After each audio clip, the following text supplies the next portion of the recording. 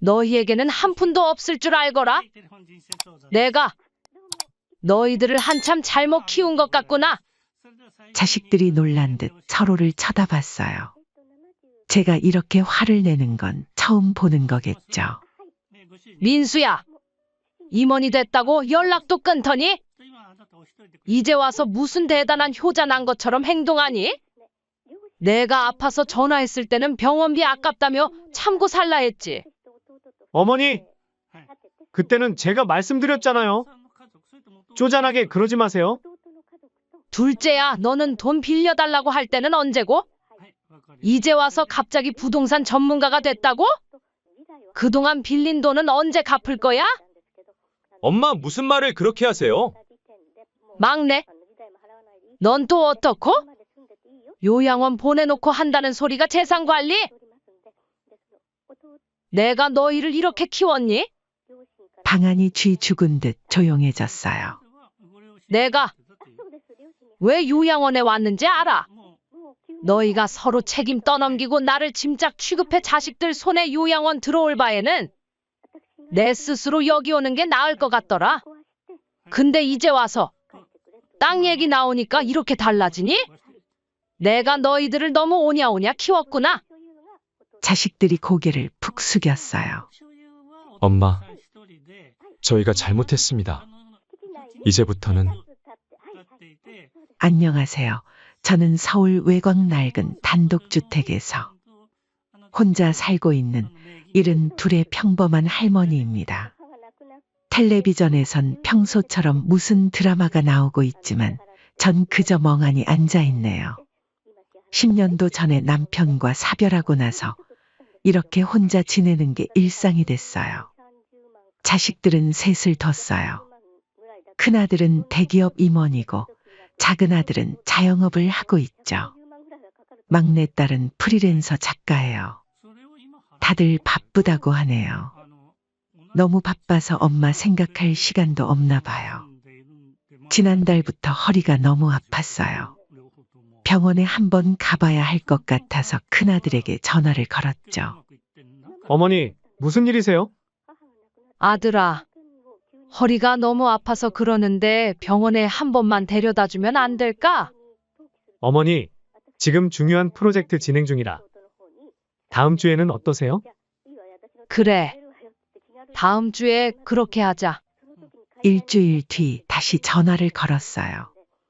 어머니, 죄송한데 이번 주도 좀 힘들 것 같아요. 그리고 연세가 있으시니 이제 아픈 건 당연한 거예요.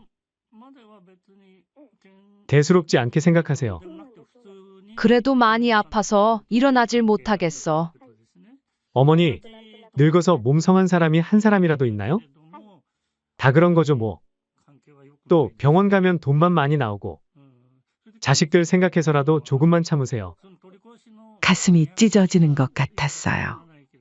그래도 저는 또 참았죠. 결국 혼자 택시를 타고 동네 의원에 다녀왔어요.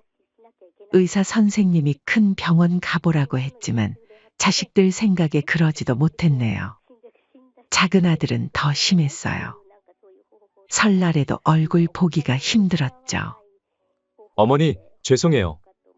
가게가 너무 안 돼서 직원들 월급 주기도 빠듯해요. 그래, 힘들지. 괜한 부탁을 했구나. 형한테는 제가 못 왔다고 말씀하지 말아주세요. 체면도 있고. 명절이라고 손주들 용돈이라도 줘야 할 것 같아서 통장 다 털어 준비했는데 결국 보내지도 못했네요. 막내딸은 한 달에 한 번 정도 들르긴 하는데 올 때마다 한숨만 쉬어요. 엄마, 혼자 계시다가 무슨 일 나면 어쩌려고 그러세요? 아직은 괜찮아. 내가 알아서 잘 지내는데. 엄마도 아시잖아요. 저희가 각자 생활이 있어서 자주 못 오는 거. 그래, 잘 알지. 그러던 어느 날 남편 제사를 지낼 때 정말 오랜만에 자식들이 다 모였을 때였어요. 제사를 지내기 전 언성이 높아져 무슨 일인가 했더니 서로 싸우고 있더군요. 형이 큰아들이잖아. 어머니는 당연히 형이 모셔야지. 야, 내가 회사 일이 얼마나 바쁜데. 넌 가게 하면서 시간 될 때도 있잖아. 맞아. 그러니까 오빠가 시간이 더 자유롭잖아. 야, 너희 둘이 1억이야? 막내인 내가 글도 쓰고 시간도 자유로운데. 양심이 있으면 어머니는 너가 모셔라. 자식들의 목소리가 점점 커져갔어요. 서로 얼굴이 벌개져서 싸우는 모습을 보니 가슴이 아팠죠. 엄마는 이제 연세도 있으시고 누군가는 모셔야 하는데. 그럼 차라리 요양원에 모시는 게 어때? 거기가 제일 현실적인 것 같은데? 맞아. 전문가들이 계시니까 오히려 더 좋겠네. 요즘은 자식들 생각해서 자식들에게 짐 안 되려고 스스로 요양원에 들어가시는 분도 있다더라. 그럼 병원비는 어떻게 할 건데? 오빠들이 나보다 잘 버니까 좀 더 내면 되겠다. 무슨 헛소리야. 나도 빠듯해. 싸우지 말고 조금 더 알아보면 싼 데 있을 거야. 순간 머릿속이 하얘졌어요. 내가 자식 셋을 키우느라 허리가 굽었는데 이제는 짐이 됐나 봐요. 그만들 해라. 너희들 싸우는 꼴 보기 싫어서라도 내가 요양원에 가야겠구나. 제 말에 자식들이 잠시 조용해졌어요. 어머니, 더는 싸우지 말고 내가 알아서 할게. 엄마, 너무 서운하게 생각하지는 마세요. 맞아요. 자식이 한다 생각하세요. 그냥. 됐다. 이제 그만 가보렴. 그날 밤 창밖을 바라보며 생각했어요. 젊은 시절 자식들 학비대느라 새벽부터 일했던 날들. 큰아들 회사 들어갔다고 좋아하던 날. 작은아들 가게 차릴 때 대출받아 보태주던 날. 막내 글 쓴다고 뒷바라지 하던 날. 그 모든 게 주마등처럼 스쳐 지나갔네요. 그렇게 요양원으로 가기로 한 날이 다가왔죠. 30년 살아온 집을 떠나려니 발걸음이 무거웠죠. 현관에 놓인 낡은 신발장, 장롱, 이제는 녹슨 창틀까지. 모든 게 저와 함께 늙어버렸네요. 사실 요양원에 들어가는 건 저에게 슬픈 일이 아니었어요. 단지 늙어버린 나를 외면하는 자식 때문에 더 이상 의지할 수 있는 사람이 없다는 사실이 저를 더욱더 외롭게 했죠. 어머니, 짐은 다 챙기셨죠? 이제 가시죠. 큰아들이 차키를 만지작거리며 재촉했어요. 둘째는 바빠서 못 온다. 는 문자 한 통이 전부였고 막내는 멀리서 서성이기만 하더라고요. 어머니, 여기 시설 좋아요. 간호사 선생님들도 계시고. 그래, 어서 들어가거라. 저희가 자주 찾아올게요. 요양원에 도착하자마자 자식들은 서둘러 가버리더군요. 퇴근 시간 전에 회사에 가봐야 한다는 큰아들, 거래처 미팅이 있다는 막내. 요양원에서의 하루하루가 참 길게 느껴져요. 창밖을 하염없이 바라보다 보면 30년을 넘게 살았던 우리 집이 자꾸 생각나네요. 낡고 오래됐어도 정이 든 곳인데 이제는 낯선 침대에 누워 하얀 천장만 보고 있어요. 여기서는 하루가 똑같이 반복되죠. 마치 죽을 날을 기다리는 것처럼 아무 의욕 없이 살아가고 있었어요. 식당으로 가는 길에 만나는 다른 어르신들의 모습이 제 모습 같아 마음이 아파요. 다들 자식들 손에 이곳으로 오신 분들이에요. 우리 큰아들이 의사인데 와이프 눈치 보인다며 요양원에 보내더군요. 저는 딸이 셋이에요. 다들 공무원이라 괜찮게 산다는데. 그럼 뭐해요? 멀쩡한 지엄마 모시기 싫다고 요양원에 보내는데. 돈 있다고 대접받는 게 아니야. 우리 아들은 대기업 부장인데 나도 마찬가지네요. 식사 시간마다 들리는 한숨 섞인 대화들이 제 이야기 같아 가슴을 후벼 파더군요. 자식들에게 버림받은 부모들, 이곳은 그런 곳이에요. 일주일에 한 번 자식들 면회 시간이 있어요. 그마저도 자주 오지 않는데 오늘은 막내딸이 왔네요. 엄마, 잘 지내시죠? 식사는 잘하고 계세요? 그래. 잘 지내고 있어. 다행이에요. 엄마, 저기, 집에 통장이랑 도장 어딨어요? 서랍 안에 있을 거다. 아, 네. 제가 한번 찾아볼게요. 그리고 혹시 집에 있는 서류들, 제가 정리해드릴까요? 또 돈 얘기네요. 찾아올 때마다 통장이나 도장, 서류 얘기만 하니 속이 쓰려와요. 큰아들도 비슷해요. 얼마 전에 왔다가 집 관리 비용이 많이 든다며 팔아버리자고 하더라고요. 어머니, 빈집을 그냥 두면 관리비만 나가잖아요. 제가 알아보니까 지금이 파는 타이밍이래요. 그래도 막상 파려니까 다시는 내 집으로 못 돌아갈 것 같구나. 엄마, 슬픈 마음은 알겠는데 이제는 현실적으로 생각하셔야죠. 작은 아들은 아예 얼굴도 비추지 않네요. 전화로 안부만 물어보다가 돈 얘기만 슬쩍 꺼내요. 어머니, 가게가 너무 힘드네요. 은행에서 대출도 안 해주고. 어머니 혹시 돈 좀 빌려주실 생각 없으시죠? 매일 이런 식이에요. 자식들 전화를 받을 때마다 가슴이 덜컥 내려앉죠. 또 무슨 돈 얘기를 꺼낼까. 이러다 보니 어느새 자식이 찾아와도 그다지 반갑지가 않더군요. 그러던 어느 날이었어요. 복도에서 산책을 하고 있는데 면회객이 찾아왔다고 하더라고요. 홍순자 할머니, 면회 오셨어요? 뜻밖의 손님이었어요. 우리 동네 이장님이셨죠. 어이구, 이장님. 여긴 어쩐 일로? 할매, 잘 지내시죠? 몰골이 말이 아니네. 여기 오고 더 늙은 것 같아. 그럭저럭 여기서 이렇게 지내고 있지요. 이장님은 처음에는 어색한 듯 주변만 살피시더니 이내 조심스럽게 말을 꺼내셨어요. 할매, 혹시 화성시에 땅 아직 가지고 계시죠? 아, 그거 남편이 살아있을 때 사둔 거 아직 있지요. 왜요? 무슨 일 있나요? 제 대답에 이장님의 눈이 커졌어요. 아이고, 역시 그러시구나. 할매, 축하해요. 팔자 좀 피시겠어. 왜? 무슨 일인데 그래요? 그 땅이요. 그린벨트가 해제된다고 하더라고요. 그리고 큰 개발 들어온다는 소문이 있어서요. 가만 생각해보니 할매가 그 땅 가지고 계신 것이 생각나서. 순간 귀가 번쩍 뜨이더라고요. 그게 정말이에요? 네. 땅값이 천정부지로 뛴답니다. 지금 부동산에서들 난리가 났어요. 이장님의 말씀을 듣고 땅값을 알아보니 그 가치가 60억은 되더군요.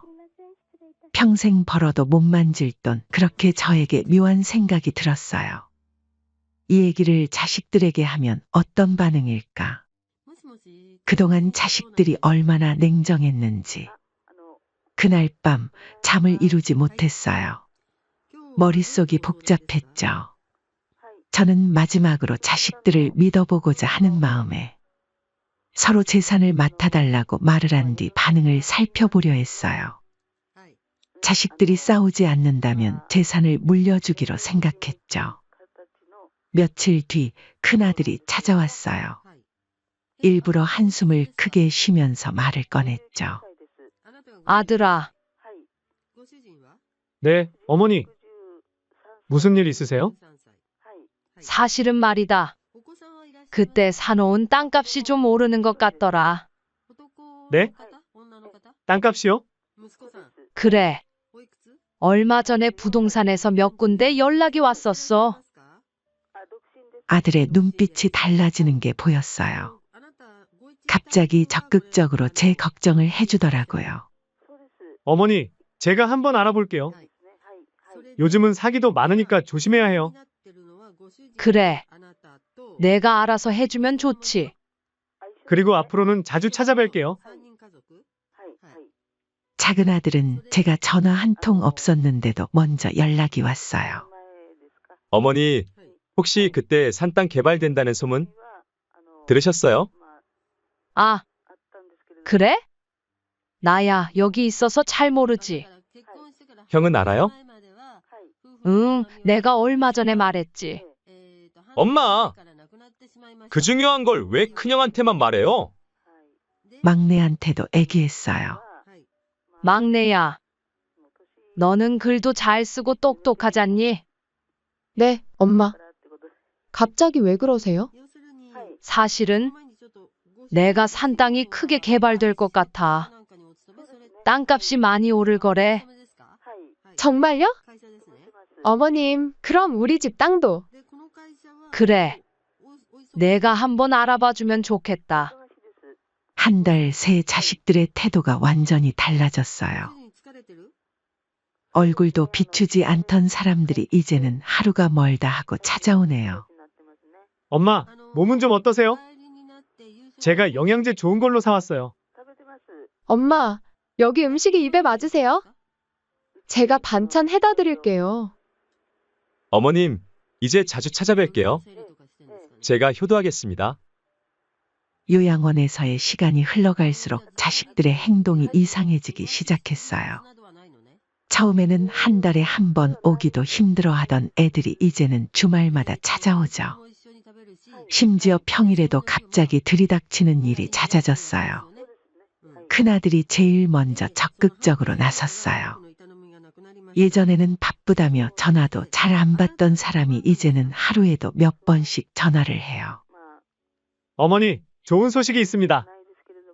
제가 알아보니까 생각보다도 더 대박인 것 같은데요? 투자자들이 벌써 땅을 보러 다닌대요. 그래?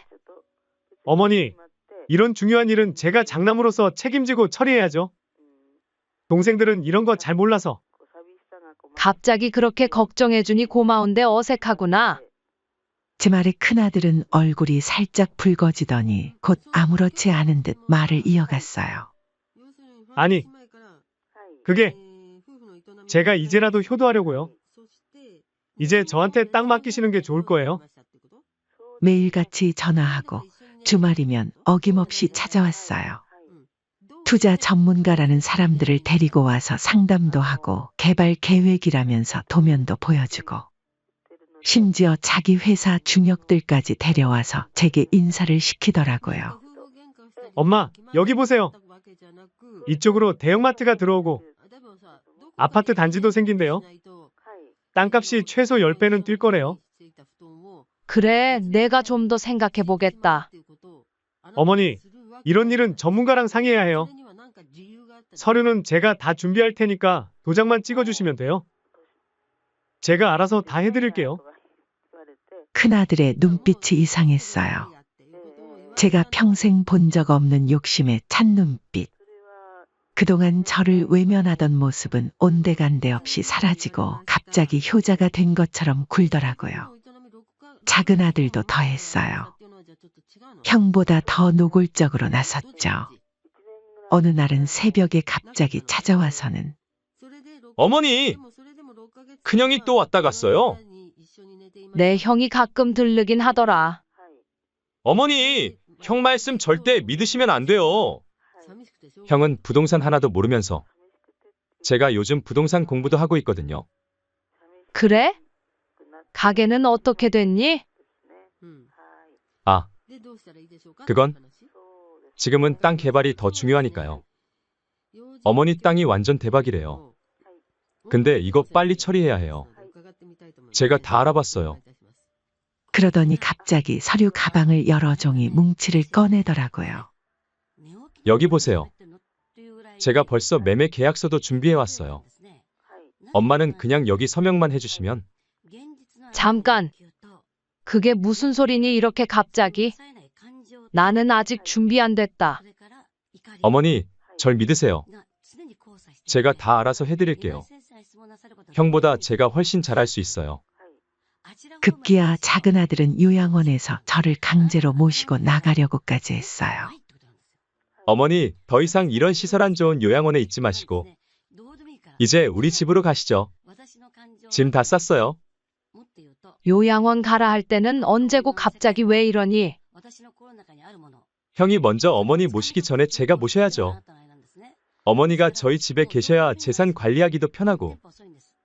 아니, 제가 더 잘 모실 수 있고. 간호사가 말리지 않았다면 정말 저를 강제로 데려갈 기세였어요.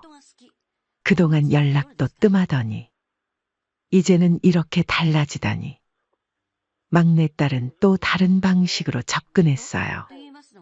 처음에는 오빠들 욕을 하면서 엄마, 오빠들 너무하지 않아요? 돈 냄새 맡고 저렇게 달라지다니. 그런 거 같구나. 참 기가 막히죠? 제가 변호사 불러올까요? 오빠들이 엄마 재산에 손대지 못하게. 그래도 너라도 나를 제대로 생각하는구나. 당연하죠. 딸이 최고죠? 그러더니 얼마 지나지 않아 막내도 본색을 드러냈어요. 엄마, 사실 제가 글 쓰는 일이 잘 안 되고 있어요. 출판사에서 원고를 몇 번이나 거절당했는데 그래서 엄마가 조금만 도와주시면 엄마 앞으로 된 땅 처분하고 조금만 도와주면 될 것 같은데. 자식들의 행동이 날이 갈수록 이상해졌어요. 서로 경쟁하듯 요양원을 들락거리고 재산인이 문선이 하는 얘기만 하고 한 달 전만 해도 연락도 없던 사람들이 이제는 하루가 멀다 하고 찾아와서는 결국 어느 날 자식들이 한꺼번에 와서 제 앞에서 큰 싸움이 벌어졌어요. 형, 어머니 도장 훔쳐가려고 했지? 내가 다 봤어. 너나 잘해? 어머니 통장 내역 몰래 빼내간 건 누구야? 나는 어머니 걱정돼서 그런 거고. 형은 아예 사기치려고 했잖아. 야, 너 어제 밤에 몰래 와서 어머니 서랍 뒤진 거 내가 다 알아? 오빠 둘 다 똑같아. 엄마는 내가 모실 테니 오빠들은 빠져. 너는 뭐가 달라서? 어머님 땅 팔아서 내 사업 자금으로 쓰려고 했잖아. 요양원 면회실은 아수라장이 됐죠. 다른 방문객들이 쳐다보는데도 자식들은 아랑곳하지 않고 싸우기만 했어요. 제 가슴이 찢어지는 것 같았죠. 이제 그만하거라. 처음으로 큰 소리를 질렀어요. 평생 자식들 앞에서 한 번도 이런 적이 없었는데 놀란 듯 저를 바라보는 자식들의 눈빛이 이상했어요. 다들 진정하고 앉거라. 그렇게 싸울 필요 없어. 자식들이 숨을 죽이고 앉아 있었어요. 그동안 참아왔던 말들이 거침없이 쏟아져 나왔죠. 내가 너희들을 잘못 키운 것 같구나. 엄마, 그게 아니라. 내 말 끝까지 들어. 자식들이 놀란 듯 서로를 쳐다봤어요. 제가 이렇게 화를 내는 건 처음 보는 거겠죠.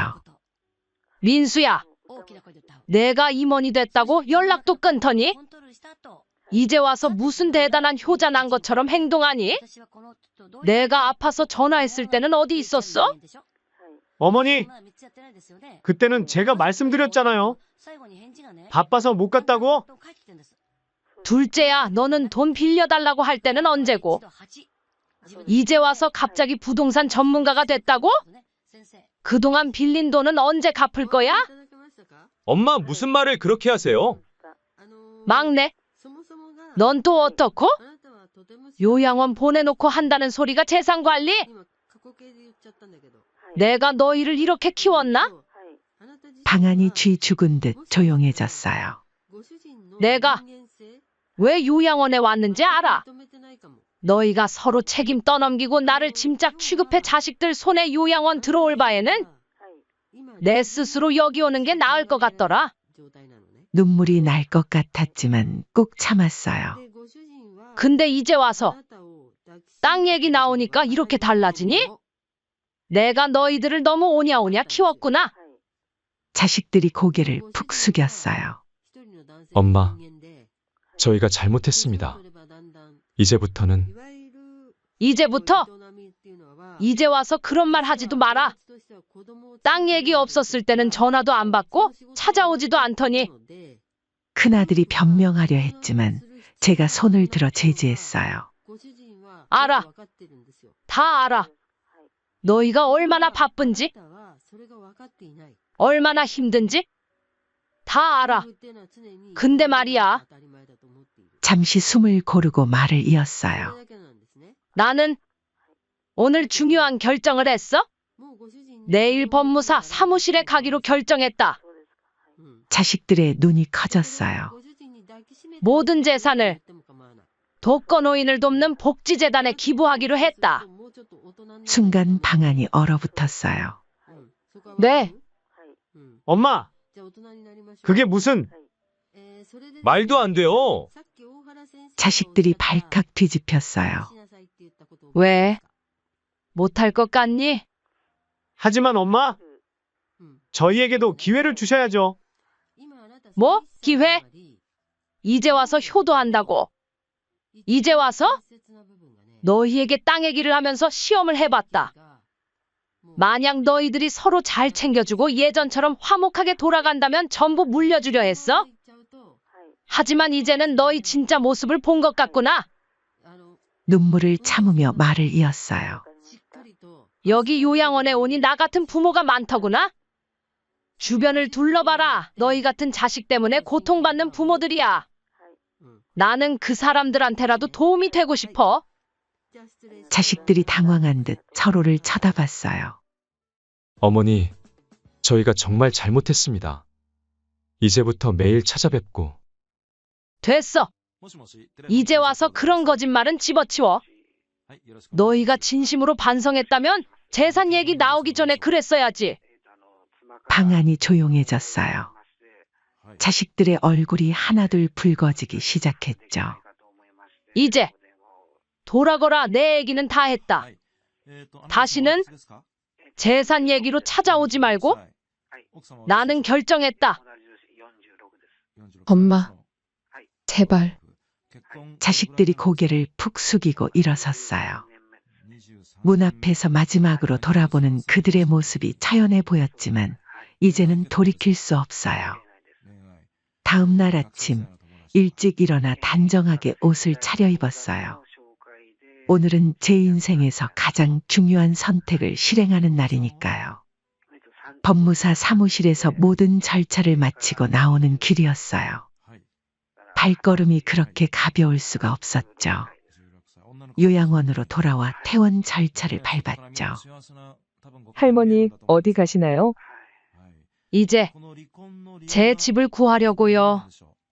요양원 생활은 어떠셨어요? 덕분에 많이 쉬었어요. 이제는 제 삶을 살고 싶네요. 그렇게 한 달 뒤, 저는 시내에서 조금 떨어진 곳에 작은 집을 얻었어요. 넓지는 않지만 햇빛도 잘 들어오고 무엇보다 제 돈으로 산 집이라 마음에 들었죠. 자식들은 계속해서 연락을 해왔어요. 처음에는 화를 내더니 나중에는 애원하듯 찾아오더군요. 어머니, 제발 문 좀 열어주세요. 큰아들이 문 앞에서 한참을 서성였어요. 며칠 전부터 수염도 깎지 않은 채 매일 찾아오더라고요. 엄마 말이 맞아요. 제가 잘못했어요. 이제야 깨달았습니다. 회사 일이 바쁘다는 핑계로 어머니 아프다고 하실 때도 외면했던 거 정말 죄송합니다. 작은 아들은 더 처참해 보였어요. 어머니, 제가 얼마나 어리석었는지. 돈만 보고 어머니 마음은 전혀 헤아리지 못했네요. 가게는 어떻게 됐니? 문 닫았어요. 앞으로는 정직하게 살려고요. 어머니한테 진 빚도 꼭 갚을게요. 막내딸은 매일 편지를 보내왔어요. 엄마 잘 지내시죠? 글을 쓴다는 사람이 정작 중요한 걸 보지 못했네요. 이제야 제가 얼마나 이기적이었는지 알겠어요. 용서해 주세요. 하지만 전 더 이상 자식들에게 기대하지 않기로 했어요. 대신 제 삶에 충실하기로 했죠. 독거노인종합지원센터에 정기적으로 들르기 시작했어요. 제가 기부한 돈으로 만들어진 공간에서 적 같은 처지의 어르신들을 만나는 거죠. 할머니, 저는 자식이 넷인데 명절에도 안 와요. 저도 그랬어요. 힘내세요. 저희도 이제 홀로서기 해야죠. 이제 와서 생각해보니 자식들이 전부가 아닌 것 같더라고요. 센터에서 만난 어르신들과 함께 취미 활동도 하고 여행도 다녀왔어요. 한 달에 한 번씩 가까운 시골로 꽃 구경을 가는데 그게 제 인생에서 가장 행복한 시간이 되었죠. 이번에는 제주도 가보는 건 어떠세요? 제주도요? 평생 가본 적이 없는데. 어머, 그동안 뭐하고 사신 거예요? 제주도도 한 번 안 가보시고. 자식들 뒷바라지 한다고 한 번도 가보지 못했던 제주도. 이제는 제 발로 당당히 가보는 거예요. 기부금으로 운영되는 프로그램들이 하나둘 늘어났어요. 독거노인 반찬 배달 서비스, 말동무 대여주기, 건강 체크. 제가 그동안 바라던 것들이 하나씩 실현되는 걸 보니 가슴이 뿌듯했어요. 할머니 덕분에 이제 혼자 드시는 분들이 줄어들었어요. 그래요? 다행이네요. 네, 다들 이제는 서로 의지하면서 살아가세요. 자식들은 여전히 찾아오려 하지만 전 이제 새로운 가족이 생겼어요. 센터에서 만난 어르신들, 직원들, 그들과 함께하는 시간이 더 행복하네요. 봄이 왔어요. 제 집 창가에 심어둔 꽃들이 피기 시작했죠. 아침마다 꽃에 물을 주는 게 일과가 되었어요. 이제 정말 행복하시죠? 네. 이제야 진짜 제 삶을 사는 것 같아요. 창밖으로 봄바람이 불어와요. 어쩐지 제 마음도 그 바람처럼 자유로워진 것 같아요. 자식들의 짐도 내려놓고 과거의 서운함도 내려놓고 이제는 알아요. 제가 누군가의 어머니이기 이전에 한 사람으로서 살아갈 자격이 있다는 걸. 그리고 그 삶이 이렇게 아름다울 수 있다는 걸. 오늘도 전 봄날의 햇살을 받으며 글씨를 쓰고 있어요. 이제는 제 이야기를 쓰려고 해요. 누군가에게 위로가 될 수 있을 것 같아서. 그리고 저 자신을 더 사랑하게 된 이야기를. 어머니 배고프면 알아서 챙겨 드세요. 그릇이랑 수저는 저기 있으니까. 며느리의 이 한마디가 제 삶을 완전히 뒤바꿔 놓았어요. 지금도 매일같이 아들 내외는 후회를 하며 저에게 용서를 구하지만 이 참담한 심정은 말도 못해요. 저는 서울 변두리에서 작은 옷수선집을 운영한 지 어느덧 30년이 됐어요. 남편과 사별하고 혼자서 어린 아들을 키우려니 할 수 있는 일이 그것밖에 없었죠. 처음에는 바느질 하나 제대로 못했던 제가 이제는 동네에서 옷수선은 제가 도맡아서 할 정도로 잘 되고 있죠. 영희 씨, 아들 윤재 어떻게 컸어? 벌써 결혼할 나이가 됐다며? 단골 손님들은 제 아들 윤재를 아기 때부터 봐왔죠.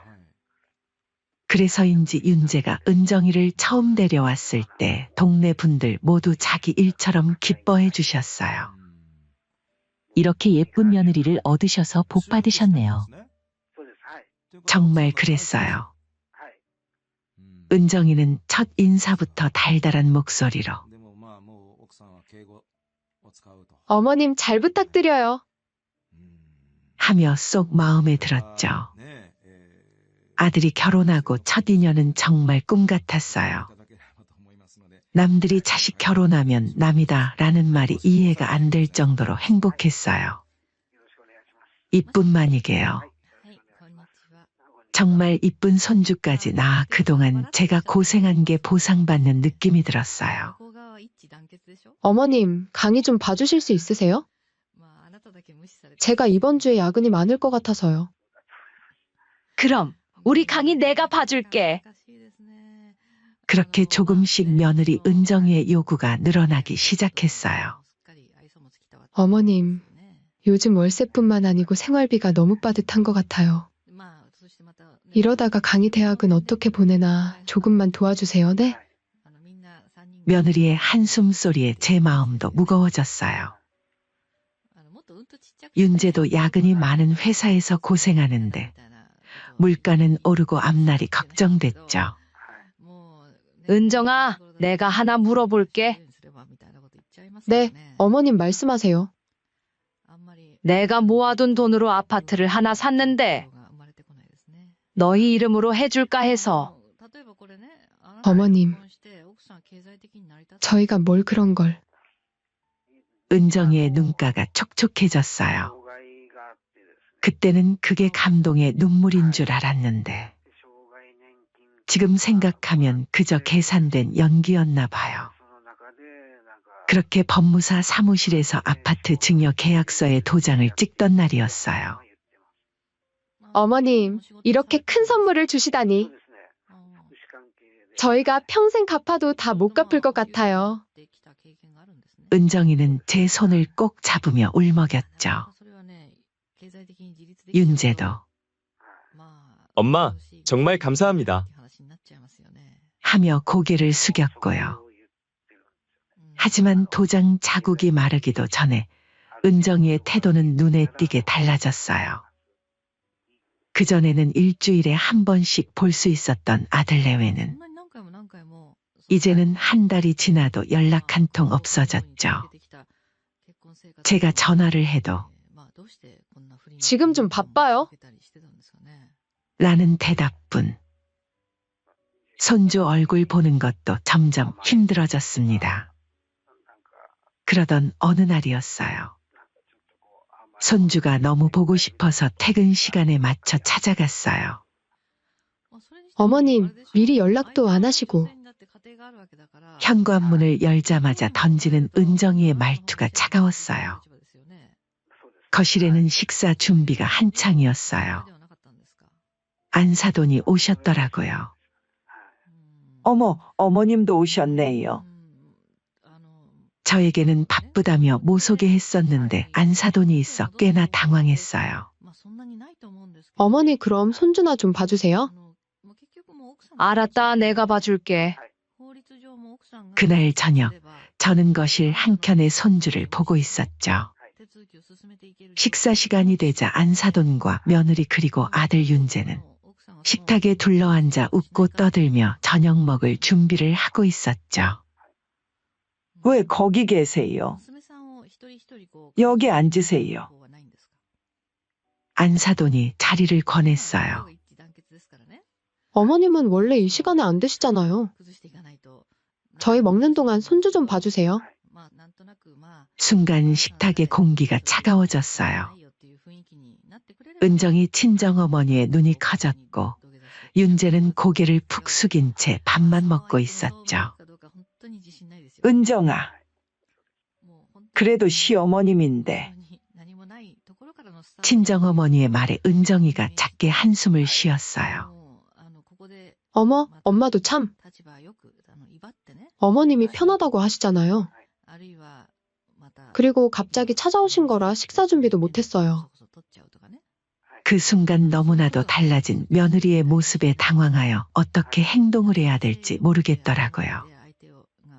초대받지 않은 손님이 된 것 같아 이제 그만 집에 돌아가야겠다 생각이 들었죠. 나는 이제 그만 가보마.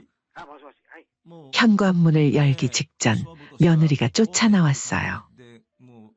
어머님, 죄송해요. 다음에 오실 때는 꼭 연락하고 오세요. 갑자기 오시면 저희도 당황스러워서. 집으로 돌아오는 버스 안에서 자꾸 눈물이 났어요. 갑작스레 찾아가니 불편했겠지라는 생각과 이 집에서 나는 불청객이구나 라는 생각이 동시에 들었어요. 그날 밤 잠을 이루지 못하고 새벽까지 생각했어요. 옷수선을 하다 보면 제일 중요한 게 첫째단이에요. 한 번 잘못 자른 천은 다시 붙일 수 없거든요. 이 관계도 마찬가지라는 생각이 들었어요. 이대로 가다가는 정말 돌이킬 수 없는 상처만 남을 것 같았죠. 다음 날 아침, 저는 평소보다 일찍 일어나 거울을 보며 다짐했어요. 영희야, 이제 너를 위해 살자. 평생 남 생각만 하다가 끝내 이 꼴이 된 거야. 그리고 며칠 후, 저는 놀라운 결심을 하게 됐어요. 아마 제 인생에서 가장 큰 결단이었을 거예요. 처음으로 제 자신을 위한 제가 주도하는 선택을. 잠 못 이루던 그날 밤 이후 저는 며칠째 아들 집에 가지 않았어요. 그러던 어느 날 오후 옷수선집에서 일하고 있는데 은정이에게서 전화가 왔어요. 어머님, 내일 좀 와주실 수 있으세요? 강희가 할머니 보고 싶다고 해서요. 순간 제 심장이 쿵쾅거렸어요. 손주 얼굴이 보고 싶어 미칠 것 같았거든요. 새벽부터 일어나 정성스레 반찬을 준비했어요. 김치볶음에 멸치볶음. 손주가 좋아하는 반찬을 가득 싸들고 아침 일찍 향했죠. 어머님, 무슨 반찬을 이렇게 많이 싸우셨어요? 저희 냉장고 자리도 없는데 장조림이나 해오시지? 센스가 이렇게 없어서야. 현관에 들어서자마자 은정이가 인상을 찌푸렸어요. 제가 가져온 반찬통을 대충 받아들더니 싱크대 한쪽에 놓아두었죠. 하루 종일 강희를 돌봤어요. 간식도 먹이고 책도 읽어주고 정신없이 놀아주다 보니 제 끼니는 거른 채 어느새 저녁이 되었네요. 엄마, 배고파. 현관문이 열리며 퇴근하고 들어온 며느리 은정이를 보자마자 강희가 보채기 시작했어요.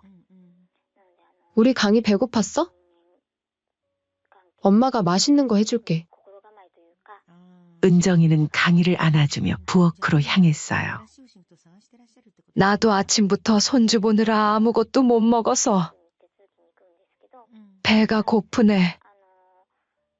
제 말에 은정이가 한숨을 쉬더니 냉장고를 열어 저녁 준비를 시작했어요. 잠시 후 은정이가 식탁을 차렸어요. 하지만 이상하게도 제 앞에는 빈 그릇만 하나 덩그러니 놓여 있었죠. 은정아, 이게 무슨... 어머니, 언제까지 어머니 음식까지 제가 해야 되나요? 배고프시면 알아서 드셔야죠. 이제는 시장하시면 직접 음식해서 드세요. 순간 온몸에 피가 차갑게 식는 것 같았어요. 하루 종일 손주를 봐준 시어머니에게 하는 말이 강아, 이리 와서 밥 먹자. 은정이는 제 얼굴에 떨어지는 눈물도 모른 척 강희의 숟가락을 챙기기 시작했어요.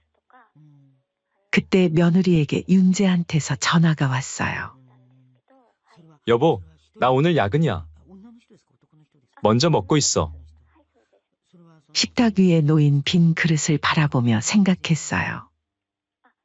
이 빈 그릇이 제게 남은 마지막 자리였나 봐요. 제가 30년을 모아 장만한 이 집에서, 제가 평생을 바쳐 키운 아들의 집에서 빈 그릇을 바라보다가 자리에서 일어났어요. 다리가 후들거렸지만 마지막 자존심만은 지키고 싶었거든요. 강아, 할머니 가볼게. 할머니, 어디 가요? 나랑 더 놀다 가요. 강희의 목소리에 발걸음이 떨렸어요. 은정이는 아무 말도 없이 밥을 떠먹이기만 했죠. 현관문을 열자마자 참았던 눈물이 터져나왔어요. 그렇게 집을 나와 걷던 도중 우연히 이웃 친구 순자 씨를 만났죠. 아이고, 이게 무슨 일이야? 왜 이렇게 울고 있어? 언니, 나 말을 잇지 못하고 순자 씨 품에 안겨 울었어요. 순자 씨의 집에서 처음으로 제 마음을 털어놨어요. 하루 종일 손주를 보고 저녁 때가 되어 배고프다고 했더니 빈 그릇만 내밀었다고. 그래서 밥도 못 먹고 나온 거야? 순자 씨가 급하게 부엌으로 가더니 따뜻한 된장찌개를 끓여주었어요. 이제 더 이상 참지 마. 너무 하잖아. 내가 평생 모은 돈으로 산 집에서 그런 대접을 받다니. 언니, 내가 잘못한 걸까? 너무 속상해서. 잘못은 무슨. 이봐, 정신 차려. 평생 자식한테 올인하다가 끝나면 어쩌려고 그래. 순자 씨의 날카로운 한마디에 정신이 번쩍 들었어요. 그동안 내가 얼마나 희생하며 살았어? 이제는 널 위해 살 때야. 가만히 당하고만 있지 마. 그리고 윤재 이놈 자식도 실망이네. 아들이 이렇게 엄마한테 무심하니까 며느리한테 홀대받는 거야. 내가 다음에 만나면 이놈 혼내줘야겠어. 걱정하지 마, 영희 씨. 고마워, 언니. 집으로 돌아오는 길, 처음으로 제 인생을 돌아보게 됐어요. 남편 없이 홀로 아들을 키우면서 바늘 들고 밤새워 일하면서 그 모든 세월이 주마등처럼 스쳐 지나갔죠. 그날 밤 잠을 이루지 못하고 뒤척이다가 결심했어요. 더 이상은 안 되겠다고. 이대로 가다가는 제 인생이 완전히 무너질 것 같았거든요. 다음 날 아침 일찍 법률사무소를 찾았어요. 김 변호사님, 증여 계약을 취소할 수 있을까요? 변호사님은 제 이야기를 묵묵히 들으시더니 고개를 끄덕이셨어요. 다행히 아직 등기가 안 되어 있네요. 빨리 움직이면 가능할 수도 있어요. 서류를 작성하면서 제 손이 떨렸어요. 하지만 이상하게도 마음은 단단했죠. 법무사 사무실을 나오는 제 발걸음이 어느 때보다 가벼웠어요. 증여 취소 서류를 모두 준비하고 나니 그동안 짓눌렸던 가슴이 확 트이는 것 같았죠. 이제 며칠만 있으면 모든 절차가 끝납니다. 그동안 조용히 계세요. 김 법무사님의 말씀에 고개를 끄덕였어요. 집으로 돌아오는 길, 아들 윤재한테 전화를 걸었어요. 윤재야, 내일 시간 되니? 어머니, 그게 왜? 무슨 일 있니? 그게 은정이가 집들이 한다고 해서요. 근데 어머니는 오시지 않으셔도 된대요. 친구들하고 친정 식구들이랑 조용히 하고 싶다나. 숨이 턱 막혔어요. 나는 빼놓고 집들이를. 그래. 알았다. 어머니, 섭섭하시죠? 제가 은정이한테 말해볼. 아니다. 괜찮아. 너희끼리 해. 그런데 다음 날 예상치 못한 일이 벌어졌어요. 아침부터 장을 보러 나갔다가 은정이네 아파트 앞을 지나는데 아이고, 사돈 어른 오셨네요. 은정이 친정어머님이 장본 봉지를 한가득 들고 계시더라고요. 집들이 가시는 길이죠? 은정이가 인테리어도 예쁘게 했다고 자랑하던데. 순간 제 심장이 쿵쾅거렸어요. 아이고, 아니에요. 저는 좀 급한 일이. 에이, 무슨 소리예요? 얼른 올라가요. 이미 거실에는 은정이 친구들이 와 있었어요. 거실에 들어서니 여기저기서 웃음소리가 들려왔어요. 며느리는 제가 온지도 모르고 친구들에게 집 구경을 시켜주고 있었죠. 여기 주방 봐. 아일랜드 식탁도 있고. 시어머님이 주신 선물인데 내가 인테리어는 다 새로 한 거야. 은정아, 너무 좋다. 시어머님이 이런 걸 다 주시다니. 그러게 복 받았네. 어머, 시어머님도 오셨네요? 은정이가 저를 발견하고는 얼굴이 굳어졌어요. 어머님, 오늘은 제가 친구들이랑. 아이고, 내가 데리고 왔어. 사돈이 마침 지나가길래. 안사돈이 말씀하시자 은정이는 억지 웃음을 지었어요. 어머님, 잠깐 부엌에. 은정이가 저를 부엌으로 데려가더니 작은 목소리로 말하는 거예요. 오늘은 좀 불편한데? 다음에 오세요. 그 순간이었어요. 제 손가방에 있던 서류가 떠올랐고 마침 김 법무사님에게서 문자가 왔더군요. 영희님, 모든 절차가 끝났습니다. 그래, 은정아. 난 가볼게. 네, 어머님, 죄송해요. 조심히 가세요. 현관을 나서는 척하다가 잠시 화장실 좀 다녀오겠다고 했어요. 은정이는 안도의 한숨을 쉬며 친구들에게로 돌아갔죠.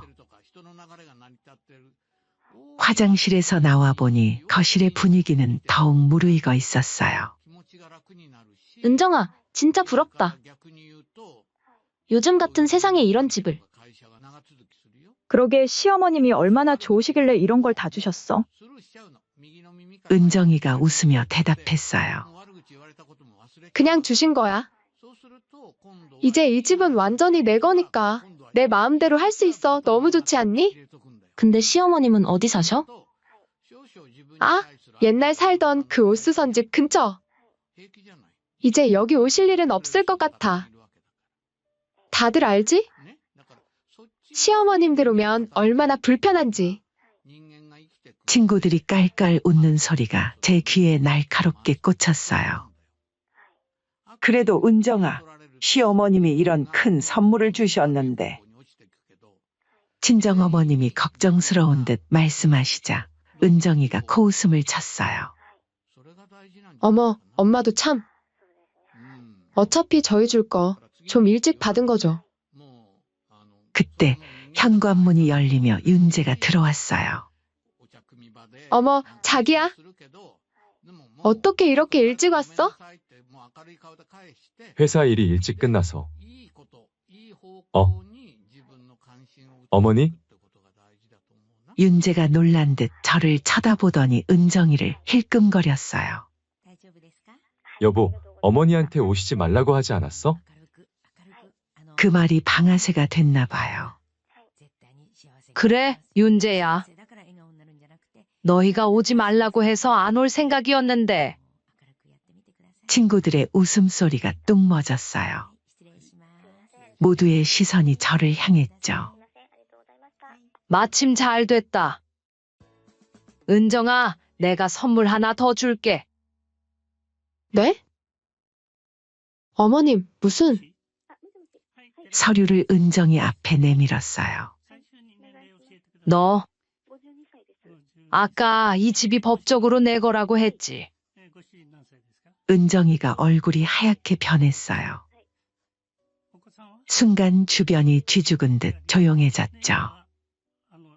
응, 맞아. 내 말대로 법적인 게 중요하지. 자, 한번 읽어볼래? 은정이가 떨리는 손으로 서류를 받아들었어요. 증여 계약 취소? 어머님, 이게 무슨... 너가 이 집을 증여받고 태도가 바뀐 것처럼 나도 태도 좀 바꿔야겠다. 윤재가 다급히 달려왔어요. 어머니, 이러시면 안 돼요. 제가 잘못 들은 거죠? 제가 은정이의 친구들이 하나둘 자리를 피하기 시작했어요. 친정어머님은 당황한 듯 서 계시고 어머님, 노망 나셨나요? 갑자기 왜 이러시는 거예요? 친구들 앞에서 쪽팔리게. 사돈어른. 안사돈이 당황한 듯 앞으로 나서셨어요. 우리 은정이가 잘못했네요. 제가 잘 타일러서. 아니에요, 사돈어른. 은정이는 틀린 말 하나도 안 했어요. 시어머니가 있으면 불편하다면서? 그러니 이제 편하게 살아. 대신 이 집에서는 못 살게 됐지만 그때 윤재가 제 앞에 털썩 무릎을 꿇었어요.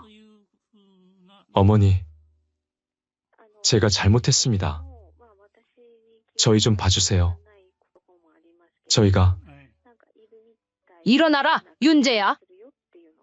저번에는 은정이가 빈 그릇을 가져다 놓고 식사하라더구나.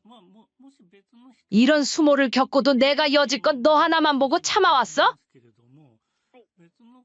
나는 며느리가 나에게 홀대하는 것보다 이걸 보고도 모른 척하는 아들이 더 실망스럽구나. 주변이 술렁였어요. 은정이의 친구들이 수군거리는 게 들리더군요. 그래서 시어머님 밥도 안 차려드렸대. 세상에 어떻게 그럴 수가. 어머니, 윤재가 눈물을 글썽이며 제 손을 잡으려 했어요. 아들아, 이제 됐다. 그동안 내 등만 보고 살았는데? 이제는 내 앞을 보고 살아야겠어? 은정이는 소파에 주저앉아 엉엉 울고 있었어요. 친정어머님은 당황한 듯 어쩔 줄 몰라 하시고 사돈어른, 이제 집들이는 여기서 끝내시는 게 좋을 것 같네요. 한 달 후에는 이사 나가야 할 테니까요. 한 달이요? 은정이가 놀라서 고개를 들었어요. 그래, 한 달. 내가 너희보다는 자비로운가 보네. 만약 여기서 더 살고 싶으면 월세 내고 살거라. 어머님, 저희가 어디로 가야? 은정이의 말이 채 끝나기도 전에 말했어요. 그건 너네가 알아서 해야지. 왜 나한테 묻니? 그날 밤 말이야. 배고픈 시어머니 앞에 빈 그릇 내밀면서 너희는 내 마음은 생각했니? 은정이는 대답도 못하고 고개만 숙였죠. 그때 윤재가 무릎을 꿇고 울먹이며 말했어요. 어머니, 제가 못난 아들이에요. 이제 와서 이런 말씀드리기 죄송하지만 한 번만 더 기회를. 윤재야, 일어나렴. 넌 내 아들이야. 그건 변함없어. 하지만 이제 내 인생은 내가 책임져야 할 것 같구나. 내가 너무 널 응석바디로 키웠나 봐. 은정이의 친구들은 이미 다 돌아간 뒤였어요. 거실에는 차가운 정적만이 감돌았죠. 어머님, 은정이가 마지막으로 애원하듯 불렀어요. 이제 그만하자. 난 이만 가볼게. 아, 그리고 현관문을 열기 전 마지막으로 돌아보며 말했어요. 은정아, 너가 나한테 한 행동을 천천히 곱씹어 보길 바랄게. 현관문을 닫고 나오는데 뒤에서 은정이의 오열하는 소리가 들렸어요. 하지만 제 발걸음은 어느 때보다 당당했답니다. 집으로 돌아오는 길, 옆집 순자 씨한테서 전화가 왔어요. 영희야, 어디야? 점심 먹으러 온다며. 언니, 미안해요. 제가 꼭 해야 할 일이 있어서요. 이제 다 했어요. 무슨 일인데 그래? 그날 저녁 순자 씨네 집에서 오랜만에 소주를 한잔했어요. 자세한 얘기 좀 해봐. 도대체 무슨 일이 있었길래 이렇게 달라진 거야? 처음부터 끝까지 모든 이야기를 들려줬어요. 빈 그릇 이야기부터 오늘 있었던 일까지. 세상에. 너무 잘했네. 너무 잘했어. 내가 다 속이 시원하네. 그러게 말이에요. 근데 언니, 이상하죠? 이제는 마음이 하나도 안 아파요. 술잔을 기울이는데 핸드폰이 울렸어요. 윤재였죠. 어머니, 저희 정말 나가야 하나요? 그래, 나가야지. 아니면 월세 내던가 둘 중 하나만 해라. 어머니, 제발요. 윤재야, 이제 그만하자. 피곤하다. 전화를 끊고 나니 또 울리더군요. 이번엔 은정이었어요. 하지만 전화를 받지 않았어요. 영희야, 너 정말 달라졌다. 순자 씨가 놀란 듯 절 바라봤어요. 그런가 봐요, 언니. 이제야 내가 보여요. 평생 남들 눈치 보면서 지금까지 내 자신은 하나도 못 챙겼더라고요. 다음 날부터 전화가 쏟아졌어요. 윤재, 은정이, 심지어 안사돈까지. 하지만 제 마음은 확고했어요. 일주일 뒤 은정이가 오수선 집으로 찾아왔어요. 어머님, 저희 이사 갈 집을 알아보고 있어요. 그래도 강의를 봐서라도. 은정아, 이제 와서 그런 말 하지 마. 새 집에서 시작하면 되는 거야. 그 집은 원래 없던 거라고. 그땐 제가 정말 잘못했어요. 이제 와서 생각해보니. 그래, 잘 생각해봐. 넌 이제 다른 집을 구하면 되지만 난 내 마음에 생긴 빈자리는 어떻게 채우냐? 어머님. 은정이의 눈에서 눈물이 흘렀어요. 하지만 이제 그런 눈물에 마음이 흔들리지 않았죠. 이제 그만 가봐. 손님들 기다리시잖아. 제가 재봉틀 앞에 앉자 은정이는 한참을 서 있다가 돌아갔어요. 그날 저녁 윤재가 찾아왔어요. 어머니, 저희 전세로 작은 빌라를 구했어요. 그래? 잘 됐구나.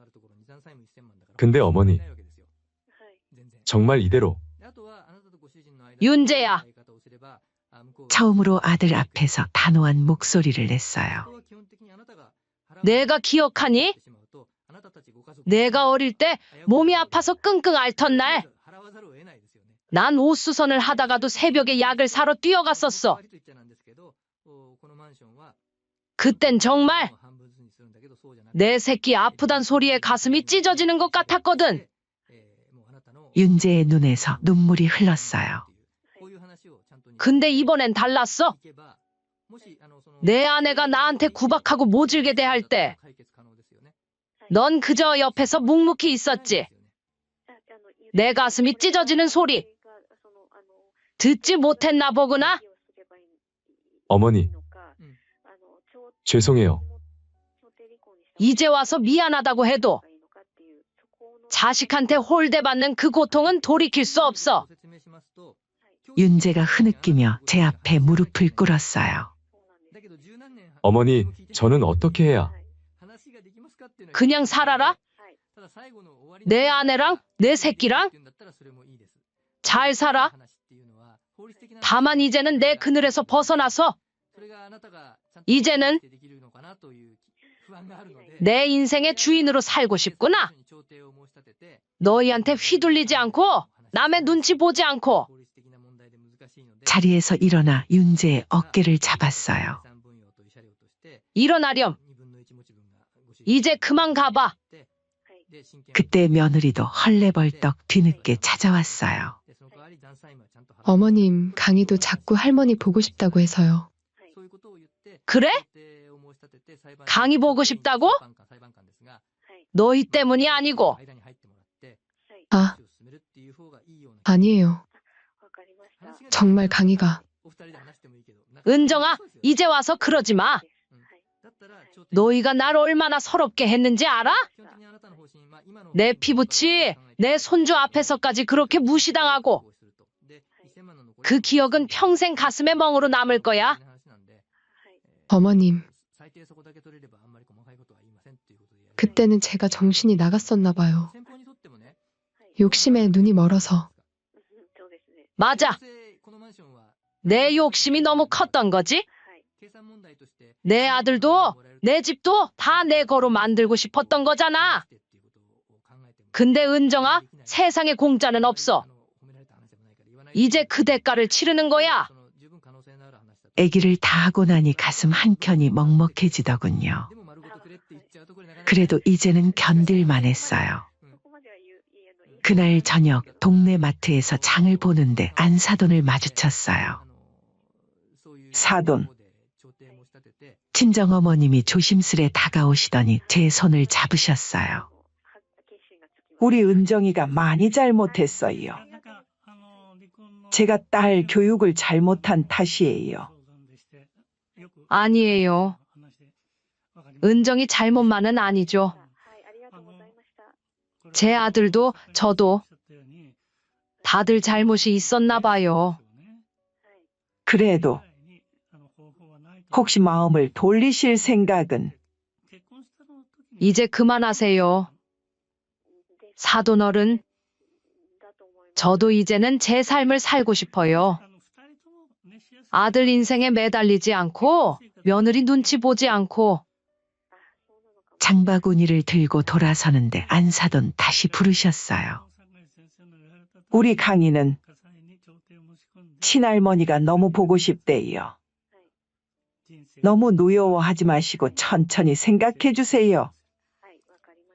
제가 평생을 바느질하면서 살았잖아요. 이 일을 하다 보면 알게 되는 게 있어요. 한 번 찢어진 옷은 아무리 잘 꿰매도 흔적이 남는다는 거. 발걸음이 잠시 멈칫했어요. 하지만 이내 계속 걸었죠. 그래요. 너무 쌓아두시지 마시고 손주를 봐서라도 잘 생각해 주세요. 그렇게 안사돈이랑 헤어지고 오래도록 생각에 잠겼어요.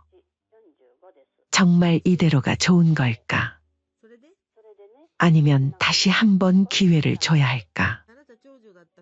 지난 시간들이 주마등처럼 스쳐 지나갔어요.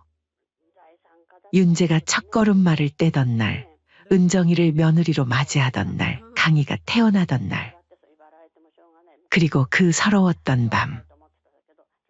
여러분, 제가 어떻게 하는 게 좋을까요?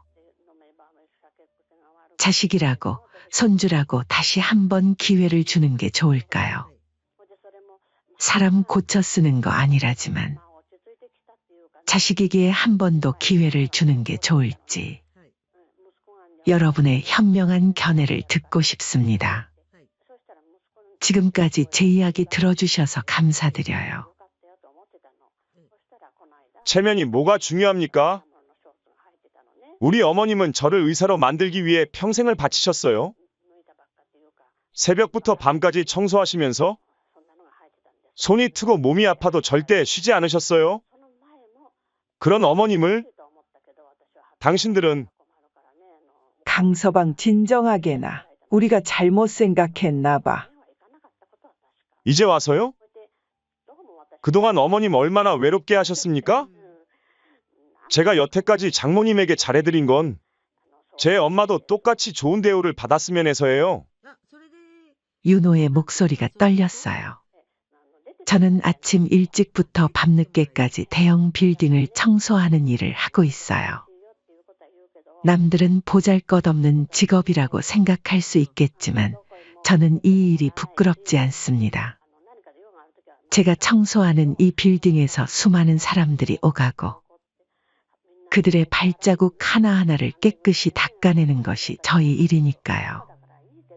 올해로 70이 된 제 나이에도 여전히 매일 아침 5시에 일어나 빌딩으로 향하는 발걸음이 가볍답니다. 하지만 창밖으로 보이는 흐린 하늘만큼이나 제 마음도 무거워요. 20년 전 남편이 갑작스러운 병으로 세상을 떠나기 전 마지막으로 남긴 말이 아직도 귓가에 생생합니다. 여보, 우리 윤호만큼은 잘 살았으면 좋겠어요. 그게 내 마지막 소원이요. 그 말을 가슴에 새기고 저는 하루하루를 정말 악착같이 살았어요. 아침 일찍 출근해서 밤늦게까지 빌딩을 청소하고 주말에는 식당 일까지 했죠. 손이 트고 몸이 아파도 아들 윤호의 등록금을 생각하면 쉴 수가 없었어요. 다행히도 윤호는 제 기대에 어긋나지 않았어요. 공부도 잘했고 의대에 들어가서는 장학금까지 받았죠. 그때 제가 얼마나 기뻤는지 몰라요. 밤늦게 청소를 마치고 집으로 돌아오는 길에 하늘을 보며 남편에게 속삭였던 게 기억나요. 여보, 우리 윤호가 해냈어요. 당신 소원대로 의사가 될 거예요. 하지만 기쁨도 잠시 윤호가 의대 4학년 때 수민이라는 여학생을 만났어요. 처음에는 윤호가 좋은 인연을 만났다고 생각했죠. 그렇게 아들이 결혼을 약속하고 사돈댁을 처음 뵙던 날, 제 가슴에 큰 상처가 생겼어요. 의사 집안 자제인 줄 알았더니 청소부 아들이었나요? 안사돈의 그 말이 마치 칼처럼 제 가슴을 파고들었죠. 그래도 참았어요. 윤호가 행복하다면 그걸로 충분하다고 생각했으니까요.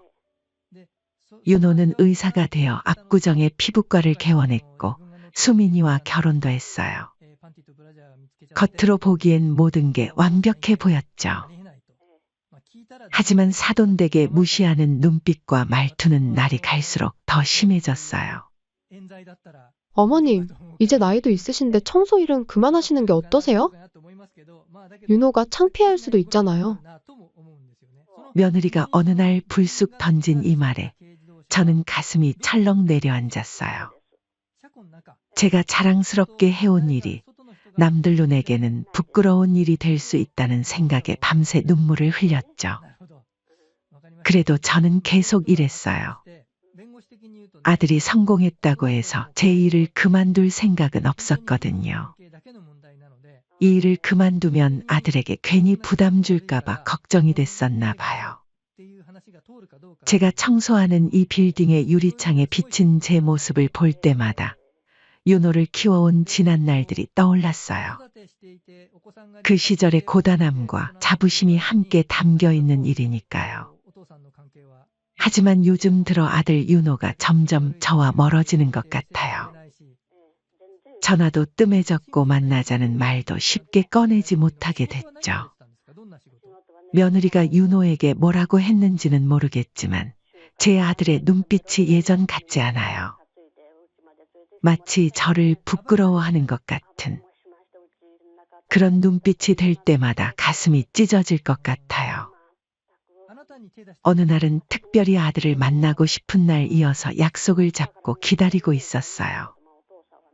새벽부터 일어나 된장국도 끓여두고 윤호가 어렸을 때 좋아하던 반찬들도 준비했죠. 하지만 전화기 너머로 들려온 며느리의 목소리는 차가웠어요. 어머님, 오늘은 윤호 씨가 중요한 환자 예약이 있어서요. 다음에 시간 될 때 찾아뵌대요. 창밖으로 보이는 하늘이 점점 어두워져 가네요. 식탁 위에는 제가 끓인 된장국이 식어가고 있어요. 텔레비전에서는 누군가의 웃음소리가 들리지만 이 작은 집은 그저 적막하기만 합니다. 남편과 함께 찍은 사진을 바라보며 중얼거려 봅니다. 여보, 우리 윤호. 이제는 저를 부끄러워하나 봐요. 그렇게 속상함으로 잠든 다음 날 저는 어김없이 새벽 5시에 일어나 빌딩으로 향했어요. 제 아들이 개원한 병원 근처 건물이라 가끔씩은 아들 내외도 마주친답니다. 20년째 같은 시간, 같은 장소를 청소하다 보니 이제는 이 빌딩이 제 집처럼 느껴질 때가 있어요. 유리창에 비친 제 모습을 보며 한숨을 쉬는데 오늘따라 왠지 마음이 더 무거워요. 어머, 오늘도 일찍 오셨네요. 청소도구를 정리하고 있는데 같이 일하는 박 씨가 다가와 커피를 건넸어요. 그러게 말이에요. 이제 나이도 있으신데 좀 쉬셔야지. 저는 쓴 웃음을 지으며 대답했어요. 일이 있어야 산다는 게 실감나지. 빈둥거리면 늙어. 아드님이 의사시라면서요? 그러면 이제 편하게 쉬실 만도 한데. 그 말에 가슴이 찌릿했어요. 윤호는 효자였어요. 정말 그랬어요. 제가 일하는 걸 그만두라고 자기가 다 책임지겠다고 몇 번이나 말했었죠. 하지만 요즘은 같이 식사 한 번 하는 것도 힘들게 되었죠. 며느리 수민이가 들어온 뒤로 모든 게 달라졌거든요. 어머님, 지난번에 제가 일정을 착각을 했었나 봐요. 수민이가 어제 저녁에 보낸 문자예요. 제가 뭘 잘못 봤다는 걸까요? 알고 보니 그건 아들 윤호가 사돈어른과 골프 치러 간 날이었어요. 제게 며느리는 중요한 수술이 있어서 바쁘다 라고 말했었죠. 그리고 가족 행사에는 제가 껴본 적이 없어서요. 마치 남 같은 사이가 되어버린 거죠. 어머님, 윤호 오빠가 너무 바빠서 연락도 못 드렸다네요. 죄송해요. 저도 말씀드리고 싶었는데 병원이 너무 바쁘다고 해서. 매번 이런 핑계를 대는 수민이. 그런데 얼마 전 마트에서 우연히 마주친 이웃이 그러더군요. 어머님, 지난주에 아들분 가족들 다 같이 식사하는 거 봤어요. 사돈분들이랑 외식하시더라고요. 그때 제 심장이 얼마나 쿵 내려앉았는지 몰라요. 윤호한테 전화했더니 어머니, 죄송해요. 제가 연락드리려고 했는데 수민이가 어머님께서 피곤하시다고 해서. 아니야, 괜찮아. 내가 바쁜 거 엄마가 이해하지. 전화기 너머로 들리는 윤호의 목소리가 미안해 보였어요. 예전에 그 순수하고 다정한 목소리. 여보세요, 어머님? 죄송한데 윤호 오빠가 지금 회의 중이라. 어김없이 끼어드는 수민이의 목소리에 저는 또 한숨을 삼켰어요. 엊그제는 더 속상한 일이 있었어요. 손주 유치원 근처를 지나다가 우연히 본 광경인데 며느리가 손주를 데리러 오는 거예요. 반가워서 다가가려는데 며느리 수민이가 얼른 손주를 안고 차에 태우더군요. 어머님, 여기서 뵈니 깜짝 놀랐어요. 혹시 청소 일 끝나고 가시는 길이세요? 며느리 말투에 묻어있는 경멸감이 너무 서글펐어요. 그날 저녁 윤호에게 전화가 왔어요. 어머니, 죄송해요. 수민이가 말하길. 어머님께서 유치원에 찾아오시면 애들이 놀란다고 하더라고요. 그래. 내가 생각이 짧았구나. 애들한테 창피할까 봐. 어머니, 절대 그런 게 아니에요. 제가 주말에 꼭. 그때 또 며느리가 전화를 가로챘어요. 어머님, 죄송한데 저희끼리 급하게 할 말이 있어서요. 다시 전화드릴게요. 이런 일들이 하루 이틀이 아니에요. 며느리는 교묘하게 저와 윤호 사이를 갈라놓고 있어요. 사실 이것도 나중에 알게 된 사실이죠. 윤호가 저를 만나려 할 때마다 뭔가 일이 생겼다며 방해하는 느낌이 들었거든요. 제가 연락하면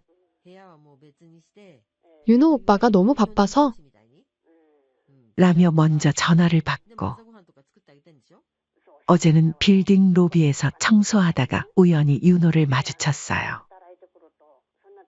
반가워서 손을 들었는데 수민이가 얼른 윤호의 팔을 잡아 끌더군요. 여보, 빨리 가요. 어머님은 지금 일하시는 중이잖아요. 그 순간 윤호의 눈빛이 너무 안타까워 보였어요. 마치 뭐라고 말하고 싶은데 못하는 것처럼. 저는 이 세상에 혼자가 된 기분이 들었죠. 밤이 되어 집에 돌아와 보니 윤호한테 문자가 와 있더군요. 어머니, 정말 죄송해요. 오늘 뵀는데 인사도 제대로 못 드리고. 다음에는 꼭. 뒤이어 며느리한테도 문자가 왔어요. 어머님, 오늘 윤호 오빠가 피곤해서 일찍 주무셨어요. 나중에 연락드릴게요. 이렇게 하루하루가 흘러가네요. 창밖에서는 비가 내리고 텔레비전에서는 행복한 가족의 모습이 나오는데 제 마음속에는 자꾸 먹구름이 끼어가요. 그렇게 시간이 흘러 제 생일날 사건은 벌어졌죠. 저는 생일을 그렇게 챙기는 편은 아니어서 평소 같았으면 이미 청소 도구를 들고 빌딩으로 향했을 시간인데 오늘은 특별히 반차를 냈어요. 오늘 생신이시라면서요? 우리가 알아서 할 테니 푹 쉬다 오세요. 같이 일하는 분들이 그렇게 말했거든요. 아침 일찍부터 장을 보고 돌아와 윤호가 좋아하는 반찬들을 하나하나 정성스레 만들었어요. 도라지 무침을 하면서 문득 옛날 생각이 났어요. 윤호가 중학생이었을 때였죠. 엄마, 이거 진짜 맛있다. 친구들이 급식보다 엄마가 싸주시는 도시락이 100배 더 맛있대. 정말? 근데 엄마가 아침 일찍 청소하러 가야 해서 도시락이 차가워질 텐데. 괜찮아요. 차가워도 우리 엄마가 만든 반찬이 최고예요. 어제는 민수가 자기네 가정부가 만든 도시락이랑 바꿔 먹자고 했는데 전 절대 안 바꾼다고 했죠. 그때 윤호의 그 해맑은 미소가 아직도 선명해요. 언제부터였을까요?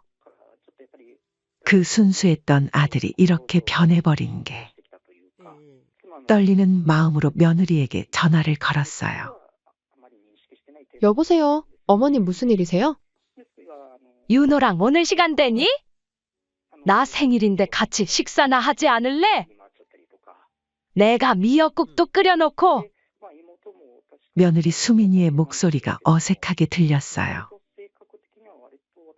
어머님, 죄송한데 오늘은 정말 안 될 것 같아요. 윤호 씨도 오늘 너무 바쁘시고. 그래도 잠깐이라도, 점심이라도. 어머니, 안 된다 했잖아요. 저도 오늘 중요한 약속이 있어서요. 그만 얘기하시고 다음에 시간 될 때 찾아뵐게요. 전화를 끊고 나니 갑자기 눈물이 나려고 했어요. 식탁 위에 차려놓은 반찬들이 왠지 허전해 보이네요. 그때 옆집 김 할머니가 찾아왔어요. 정자 씨, 생일 축하해. 내가 떡 좀 사왔어. 어휴, 뭘 이런 걸 다 고마워라. 아들네는 언제 와? 오늘은 다들 바쁘대. 김 할머니가 잠시 망설이더니 입을 열었어요. 정자 씨, 내가 말해야 할지 말아야 할지 모르겠는데. 왜? 무슨 일 있어? 아까 마트 갔다가 며느리랑 사돈 봤어. 하남 스타필드 간다고 막 신나하던데. 순간 제 심장이 멎는 것 같았어요. 손이 덜덜 떨리기 시작했죠. 내가 괜한 말을 했나? 정자 씨, 괜찮아? 아이고. 네. 들어가세요. 감사합니다. 현관문을 닫고 소파에 털썩 주저앉았어요. 지난 추석 때가 생각났어요. 그때도 비슷한 일이 있었거든요. 어머님, 이번 추석에는 저희가 시댁 차례를 먼저 모시고 저희 집으로 가려고 해요.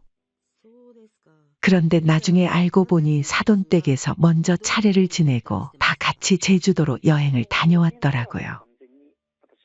그때 윤호는 수민이의 말만 믿고 어머니가 피곤하다고 하셔서 라고 했었죠. 이런 일들이 하나둘씩 쌓여갈 때마다 가슴이 미어졌어요. 하지만 참았죠. 내 아들이 잘 되는 게 중요하지. 하면서요. 그때 갑자기 전화가 왔어요. 윤호였어요. 어머니 생신 축하드려요. 어머. 윤호야, 고마워. 수민이가 그러는데 어머님께서 오늘은 혼자 조용히 보내고 싶으시다고 저희랑 같이 생신 보내는 게 싫으신 거예요. 뭐라고? 내가 언제? 네? 수민이가 그러던데요. 어머님께서 생신날은 조용히 보내고 싶다고 하셨다면서요? 윤호야. 엄마가 아까 수민이한테 전화했어. 같이 밥 먹자고. 그랬더니 바쁘다고. 전화기 너머로 긴 침묵이 이어졌어요. 윤호의 숨소리가 점점 거칠어지는 게 느껴졌어요. 어머니, 잠깐만요. 제가 확인해보고 다시 전화드릴게요. 몇 분 후 다시 전화가 왔어요. 어머니, 제가 지금 모시러 갈게요. 우리 집에서 같이 식사해요. 아니. 괜찮아. 괜히 바쁜데. 엄마는. 아닙니다. 제가 지금 당장 가겠습니다. 절대 움직이지 마세요. 윤호의 목소리가 단단했어요. 30분쯤 지났을까 초인종이 울렸어요. 어머니, 저 왔어요. 문을 열자 윤호가 서 있었어요. 평소와는 다른 굳은 표정이었죠. 어머니, 죄송합니다. 제가 너무 바보 같았네요. 차를 타고 가는 동안 윤호는 계속 미안하다고 했어요. 말없이 앞만 보고 운전하는 아들의 옆얼굴이 안쓰러워 보였어요. 윤호야, 괜찮아. 엄마는 너만 행복하면 돼. 괜히 싸우지 말거라. 아니에요, 어머니. 더 이상 이래선 안 되겠어요. 아들 집 주차장에 도착했을 때였어요. 어머니, 잠깐만 기다려주세요. 윤호가 전화를 걸었어요. 여보, 지금 어디야? 오빠? 나 지금 일하고 있지. 정말? 우리 집 아니야? 응. 왜 그러는데? 알았어. 금방 가볼게. 엘리베이터를 타고 올라가는 동안 윤호의 표정이 점점 더 굳어졌어요. 현관문 앞에서 웃음소리가 들렸죠. 윤호가 현관문을 열었어요. 순간 방 안이 얼어붙었죠. 수민이와 사돈이 쇼핑백을 들고 있었고 테이블 위에는 아직 식지 않은 커피잔이 놓여 있었어요. 오빠? 벌써 퇴근했어? 수민이의 얼굴이 창백해졌어요. 퇴근이 아니라 어머님 모시러 다녀오는 길이야. 네? 어머님. 사돈이 당황한 듯 자리에서 벌떡 일어났어요. 사돈. 이렇게 갑자기 오시다니. 윤호가 천천히 입을 열었어요. 바쁘다면서? 일하는 중이라고 했잖아? 그게 오빠 갑자기 시간이 나서 시간이 났다고? 어머님 생신에는 바쁘다더니 쇼핑할 시간은 있었네? 사돈이 끼어들었어요. 강서방 왜 이렇게 사람을 무안하게 만들어? 잠깐 쇼핑 좀 하는 게 뭐가 잘못된 거야? 수민이도 좀 쉬어야지. 장모님, 제 어머니 생신날 거짓말까지 하면서 쇼핑하는 게 맞다고 생각하세요? 정말 너무하시다는 생각 안 드시나 봐요? 그게 어머님은 원래 생신 때 조용히 지내고 싶어 하시잖아요. 며느리가 또다시 거짓말을 하려 했어요. 어머니 모시고 왔는데도 아직도 거짓말이야? 어머님이 직접 전화해서 같이 밥 먹자고 하셨잖아. 장모님 생신 때는 좋은 레스토랑에서 밥도 챙겨드리고 하자더니 우리 엄마한테는 어떻게 이럴 수가 있어? 오빠, 진정 좀 해봐. 그게 나도 어쩔 수 없었어. 윤호의 목소리가 점점 커졌어요. 뭐가 어쩔 수 없었는데? 도대체 왜 이런 거짓말을 한 거야? 사실대로 말해. 지금까지 엄마한테 한 모든 거짓말들 전부 다? 수민이가 결국 울음을 터뜨렸어요. 미안해요. 사실 시어머님이 청소부라 체면이 안 서잖아요. 뭐라고? 그동안 일부러 연락 못 드린 것도 약속 있다고 한 것도 다 엄마가 말씀하신 게 아니고 너가 꾸며낸 거야. 윤호가 의자에 털썩 주저앉았어요. 이럴 수가 있어. 제 가슴도 찢어지는 것 같았어요. 그동안 느꼈던 모든 서러움이 한꺼번에 밀려왔죠. 안사돈이 또다시 나섰어요. 강서방, 내 체면도 좀 생각해줘야지. 강서방이 의사인데 어머님이 청소부시면 우리 체면이 안 서잖아. 체면이요? 윤호가 벌떡 일어났어요. 체면이 뭐가 중요합니까? 우리 어머님은 저를 의사로 만들기 위해 평생을 바치셨어요. 새벽부터 밤까지 청소하시면서 손이 트고 몸이 아파도 절대 쉬지 않으셨어요. 그런 어머님을 당신들은 강서방 진정하게나. 우리가 잘못 생각했나 봐. 이제 와서요? 그동안 어머님 얼마나 외롭게 하셨습니까? 제가 여태까지 장모님에게 잘해드린 건 제 엄마도 똑같이 좋은 대우를 받았으면 해서예요.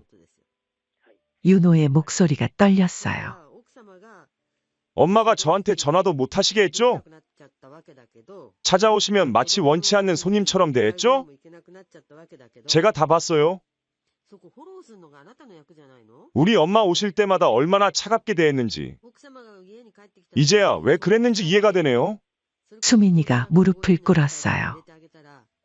오빠, 제발. 내가 잘못했어. 다시는 안 그럴게. 늦었어? 이제는 정말 늦었어. 너가 사람이라면, 그리고 나를 존중한다면 우리 엄마도 존중해줬어야 해. 윤호가 안사돈을 똑바로 쳐다봤어요. 장모님 기억나세요?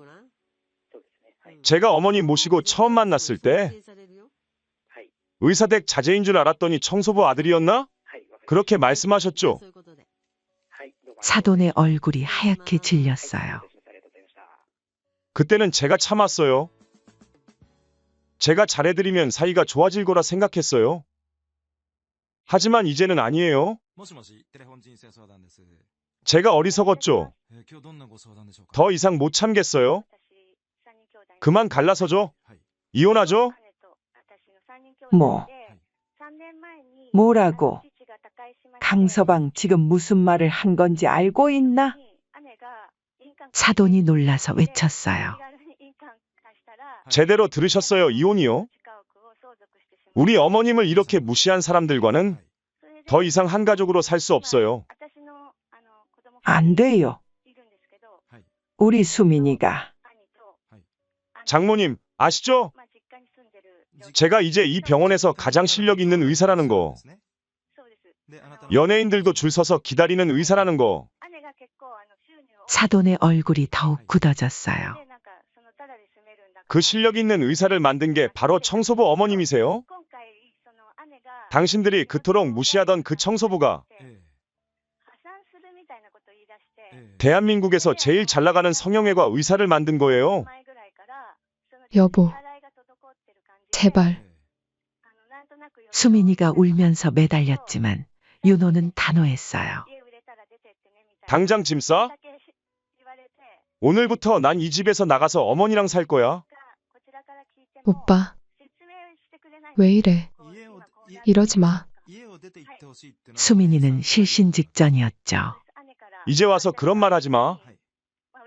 내가 그동안 어머님한테 한 행동들 내가 다 봤어.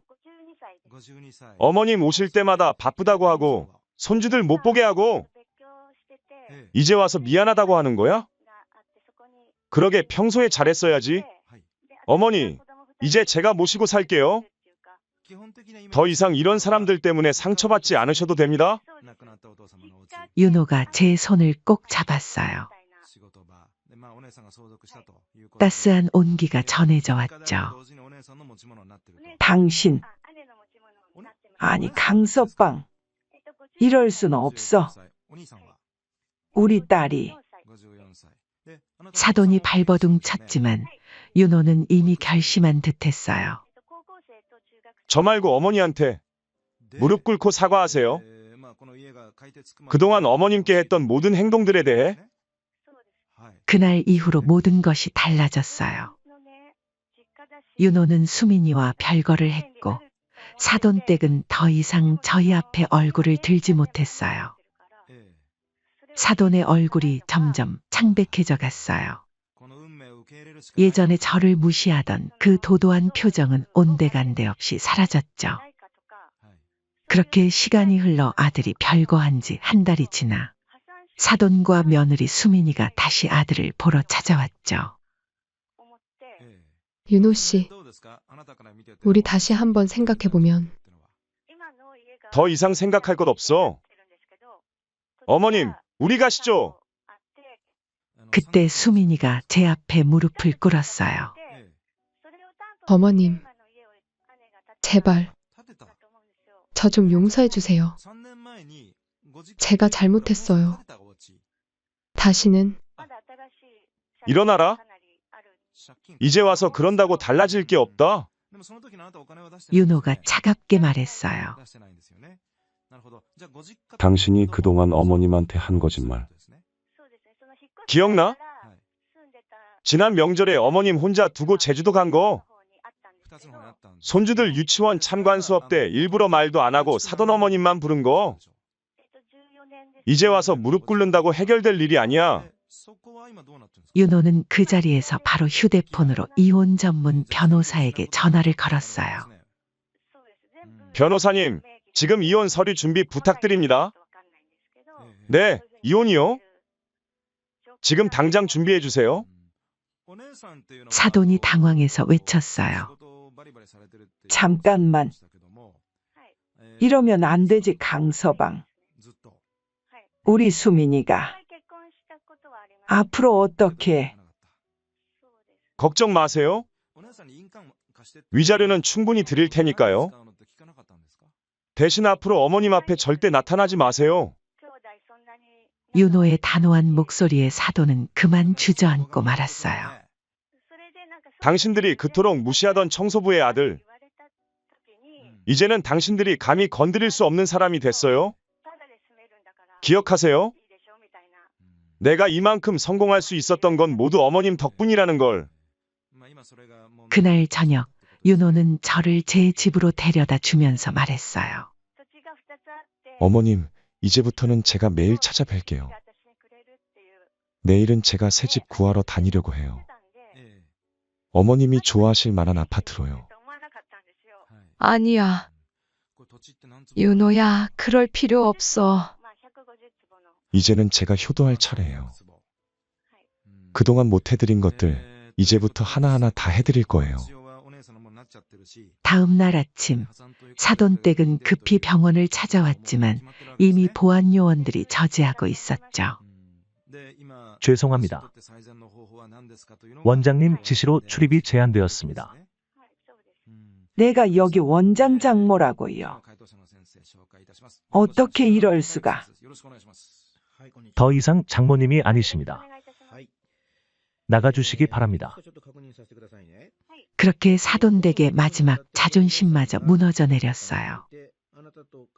그토록 대단하다고 자랑하던 사위를 이제는 영영 잃어버린 거죠. 그날 이후로 제 인생이 완전히 달라졌어요. 윤호는 새 아파트를 구해 제가 들어가게 했죠. 처음에는 한사코 거절했지만 윤호가 그러더군요. 어머니, 이제는 제가 효도할 차례예요. 그동안 못 해드린 게 너무 많아서 가슴이 아파요. 새 집으로 이사하던 날 윤호가 제 낡은 청소도구를 보더니 눈물을 흘렸어요. 어머니, 얼마나 많은 시간을 저를 위해 일하셨어요. 윤호야, 울지 마. 엄마는 행복했어. 내가 공부하는 모습을 보면서, 그리고 너가 잘 되는 모습을 보면서 엄마는 정말 행복했단다. 전 청소 일을 그만두지 않았어요. 다만 이제는 달라졌죠. 윤호가 인수한 빌딩의 관리팀장이 된 거예요. 며칠 전에는 재미있는 일이 있었어요. 사돈댁과 수민이가 저를 마주친 거예요. 어머님. 수민이는 얼굴이 하얘져서 그 자리에 굳어버렸어요. 예전에는 저를 무시하던 사돈은 이제 고개를 푹 숙인 채 인사를 하더군요. 안녕하세요. 전 당당하게 앞을 보며 지나갔어요. 뒤에서 들려오는 말이 들렸죠. 저분이 원장님 어머니세요? 이제 이 빌딩 관리 팀장이시래요? 간호사들의 수군거림에 사돈댁의 얼굴이 붉어지는 게 보였어요. 윤호는 이제 매일 아침 출근길에 들러요. 어머니, 오늘은 제가 좋아하는 도라지 무침 냄새가 나네요? 그래. 내가 어렸을 때부터 좋아하던 거. 이따가 퇴근하고 올게요. 오늘은 손주들도 데려올 거예요. 손주들이 찾아오면 집안이 떠들썩해져요. 할머니, 이제 우리가 맨날 올 거예요. 아빠가 그러는데 할머니가 세상에서 제일 좋은 분이래요. 그런 손주들의 말을 들으면 눈시울이 붉어져요. 예전에는 몰래 만나야 했는데 이제는 당당하게 만날 수 있다는 게 너무 감사해요. 며칠 전에는 마트에서 또 한 번 사돈을 마주쳤어요. 예전에 그 당당하던 모습은 온데간데 없이 고개를 숙이며 저에게 다가오더군요. 어머님, 저 사돈이 떨리는 목소리로 말을 걸었어요. 죄송합니다. 그동안 정말 죄송했어요. 하지만 전 그저 스쳐 지나갔어요. 지난 세월 동안 제가 받은 상처들을 생각하면 아직은 용서하기 힘들었거든요. 윤호는 요즘 부쩍 바빠졌어요. 병원은 더 잘 되고 있었죠. 그래도 저녁만 되면 어김없이 찾아와요. 어머니, 제가 이만큼 성공할 수 있었던 건 다 어머님 덕분이에요. 그럴 때마다 전윤호의 손을 꼭 잡아요. 아니야. 내가 열심히 한 거지. 어머님이 청소하시면서 번 돈으로 저를 공부시켜 주셨잖아요. 그 은혜를 어떻게 다 갚아요? 얼마 전에는 수민이가 길에서 절 발견하고 달려왔어요. 어머님, 제발 한 번만 용서해 주세요. 제가 너무 잘못했어요. 하지만 돌이키기에는 너무 멀리 와버렸죠. 윤호가 이런 말을 했어요. 어머니, 이제는 정말 행복하시죠? 그래. 이제는 진짜 행복해. 너도 그만 색시 얻어서 새 출발해야지. 늙은 어미만 모시지 말고. 이제 저는 더 이상 숨어 살지 않아요. 당당하게 걸어 다니죠. 청소부였던 제가 아들을 훌륭한 의사로 키웠다는 게 자랑스러워요. 그 누구도 이제는 저를 함부로 대하지 못해요. 매일 아침 거울을 보며 생각해요. 그래, 이제야 진짜 행복을 찾았구나 하고요. 윤호와 손주들의 웃음소리가 가득한 이 집에서 저는 마침내 진정한 행복을 알게 되었답니다.